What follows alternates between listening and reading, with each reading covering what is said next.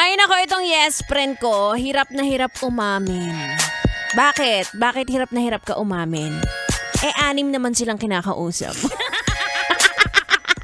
Kunwari ka ba natatakot ka na, ay baka pag nalaman niya, iwasan niya ako eh. Pag iniwasan ka, meron ka namang reserba. Kilalang kilala na kita. Hindi ka pa pinapanganak. Ay, sobrang OA. Mga yes friend, ako yung nagbabalik. DJ Ganda Wanda. Dito pa rin sa 101.1 Yes FM. Nakasama nyo ngayong holiday. Hindi po ako galit. Hindi po masama ang aking loob. Hindi naman kayo yung babayaran.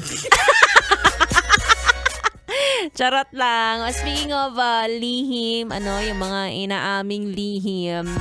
At lang sasabihin ko sa inyo ngayong 2024, Dati kasi, ayaw ng mga yes friend natin na umaamin sila kasi takot sila sa rejection. Ngayon, wag niyo pong, ay, may nagtataas ng kamay dito. Ano ba to? Klase? May bisita ako ngayon dito sa loob ng ng Yes FM booth. Si Aris daw, takot daw siyang ma-reject. Takot ka ma-reject, Aris? Gusto ko lang sabihin sa inyo na ang rejection, kailangan niyo po yan sa buhay ninyo. Para mag-mature, para mag-grow. Nag-a-agree naman sa akin si Chloe. Huwag kayong mag-aaway mamaya, Pag-usapan niyo yan dalawa. Promise, ako hindi na ako takot sa rejection at ilang beses na akong umamin at na-reject. Ano ngayon?